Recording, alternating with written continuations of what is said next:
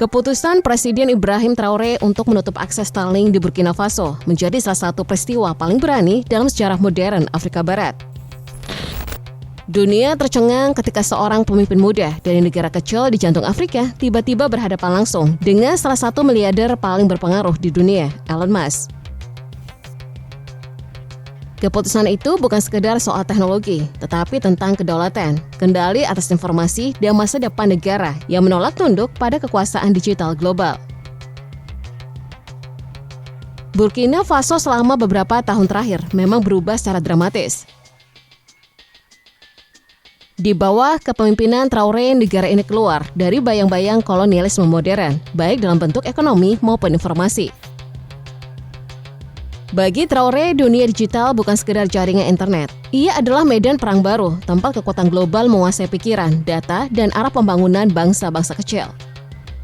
Maka ketika Starlink, layanan internet satelit milik Elon Musk, mulai menyebar luas di Afrika, Traoré melihatnya bukan sebagai peluang, melainkan ancaman. Larangan Starlink itu menjadi simbol perlawanan terhadap dominasi korporasi teknologi barat. Bagi sebagian orang, keputusan itu terdengar konyol. Pertanyaannya, kenapa harus menolak layanan internet cepat yang justru bisa membantu rakyat? Tapi bagi Traoré, jawabannya sederhana. Setiap data yang keluar dari tanah Afrika adalah bentuk kekayaan yang sedang dijarah. Internet satelit seperti Starlink meski menawarkan koneksi bebas sensor, justru berarti data pengguna Afrika langsung mengalir ke server yang dikendalikan dari luar negeri. Dalam pandangan Traoré, itu sama saja menyerahkan kendali informasi nasional pada tangan asing. Di Barat, kebebasan internet sering dipuja sebagai lambang demokrasi. Namun di banyak negara Afrika, kebebasan itu justru berarti kebocoran rahasia, penyebaran propaganda, dan kontrol algoritmik dari luar negeri. Traoré memahami betul hal itu. Ia tahu bahwa di balik slogan kebebasan informasi ada sistem pengawasan global yang sangat rapi. Melalui satelit dan sistem komunikasi yang mereka kendalikan, negara-negara besar mampu memantau arus informasi, bahkan menanamkan opini publik yang bisa mempengaruhi arah politik dalam negeri. Langkah Traoré melarang Starlink bukan keputusan impulsif.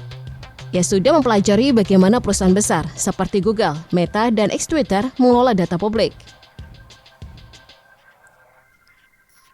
Ia melihat bahwa kontrol atas informasi sama pentingnya dengan kontrol atas emas atau minyak. Dan dalam konteks Burkina Faso yang sedang membangun sistem komunikasi nasionalnya sendiri, kehadiran Starlink dianggap mengganggu kedaulatan itu. Tentu saja keputusan ini membuat Elon Musk marah. Bukan hanya karena kerugian finansial, tetapi juga karena dampak simboliknya. Di tengah ambisi Musk untuk menghubungkan dunia lewat satelit, Traoré muncul sebagai salah satu dari sedikit pemimpin yang menolak tunduk pada teknologi yang ditawarkan. Dunia maya meledak dengan perdebatan. Banyak menguji keberanian Traoré, tapi tidak sedikit pula yang mengecamnya sebagai anti kemajuan. Namun bagi rakyat Burkina Faso, keputusan itu menegaskan siapa yang benar-benar berkuasa di tanah mereka. Setelah bertahun-tahun menjadi korban eksploitasi ekonomi dan informasi, kini mereka memiliki pemimpin yang berani melawan, bahkan terhadap ikon teknologi global sekalipun. Traoré ingin agar seluruh jaringan komunikasi negara itu dikendalikan secara nasional, tidak tergantung pada perusahaan luar. Ia percaya bahwa pembangunan sejati tidak bisa terjadi jika bangsa sendiri tidak menguasai aliran informasinya. Larangan Starlink itu juga punya makna politik yang dalam. Ia memperkuat citra Traoré sebagai pemimpin yang menolak dominasi Barat dalam bentuk apapun, menasionalisasi tambang emas, dan mengajak rakyatnya kembali pada prinsip berdikari. Keputusan soal internet ini menjadi bagian dari agenda besar untuk merebut kembali kedaulatan penuh Burkina Faso. Dunia teknologi hanyalah babak baru dari perjuangan melawan penjajahan gaya baru, kolonialisme digital. Burkina Faso tidak sendiri, gelombang kesadaran baru sedang tumbuh di banyak negara Afrika. Mali, Niger, dan Guinea sudah lebih dulu mengambil langkah serupa untuk membatasi pengaruh perusahaan teknologi asing. Bahkan beberapa negara seperti Ethiopia dan Namibia sedang membangun satelit sendiri untuk komunikasi domestik. Semua ini menunjukkan bahwa Afrika mulai sadar masa depan benua itu tak boleh dikendalikan dari Silicon Valley. Bagi Elon Musk dan para pendukungnya, Afrika adalah pasar besar yang belum tergarap. Dengan populasi lebih dari 1 miliar dan konektivitas yang masih rendah, mereka melihat peluang emas untuk menjual layanan internet satelit. Namun bagi Traore, bisnis itu tak ubahnya penjajahan modern dalam bentuk digital. Ia tidak ingin rakyatnya bergantung pada koneksi asing yang sewaktu-waktu bisa dimatikan atau dipakai untuk memata-matai. Keputusan melarang Starlink memang menimbulkan kesulitan sementara. Banyak warga yang sebelumnya menikmati koneksi cepat harus kembali menggunakan jaringan lokal yang lebih lambat. Namun pemerintah Burkina Faso berjanji akan membangun sistem komunikasi nasional berbasis jaringan fiber dan menara lokal. Proyek ini sudah berjalan dengan dukungan dari insinyur muda dalam negeri. Bagi Traore, pembangunan butuh waktu, tapi yang terpenting adalah berdikari. Langkah ini sekaligus membuka mata dunia tentang dimensi baru kolonialisme abad 21. Jika dulu penjajahan dilakukan dengan senjata, kini dilakukan lewat satelit dan data.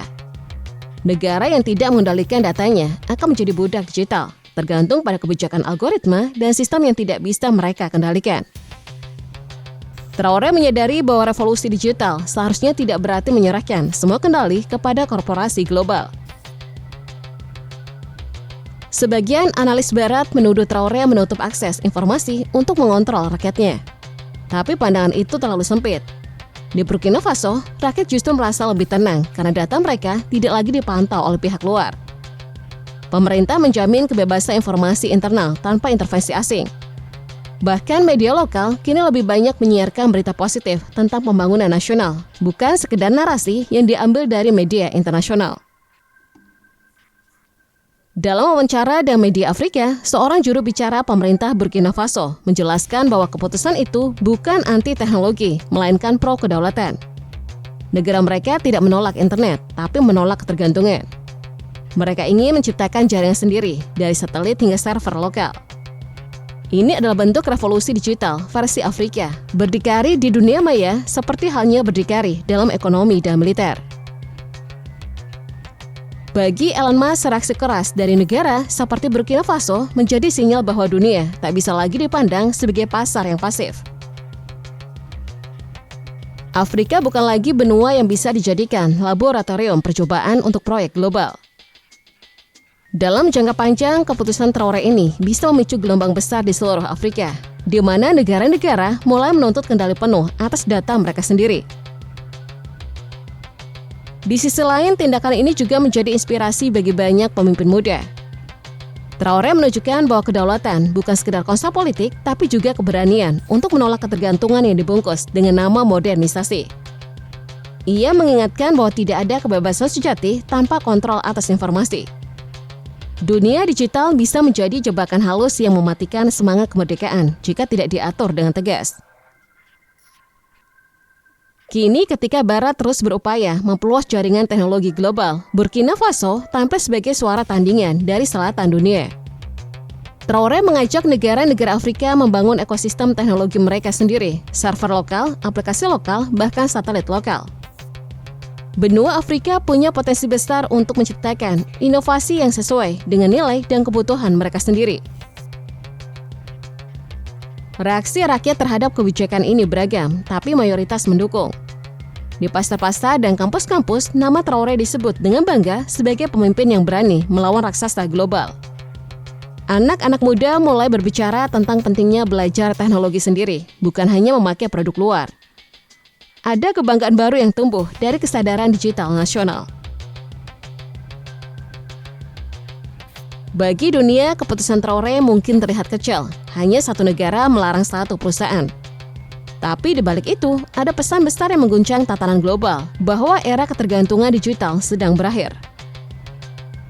Dunia sedang menyaksikan kebangkitan baru dari Afrika, bukan dengan senjata, tapi dengan kesadaran bahwa data adalah kekayaan baru, dan siapa yang menguasainya akan menentukan arah masa depan.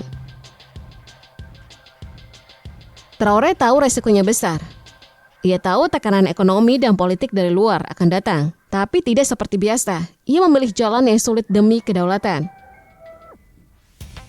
Ia tidak ingin Burkina Faso hanya menjadi pengguna dalam sistem global, tetapi pencipta dalam ekosistemnya sendiri.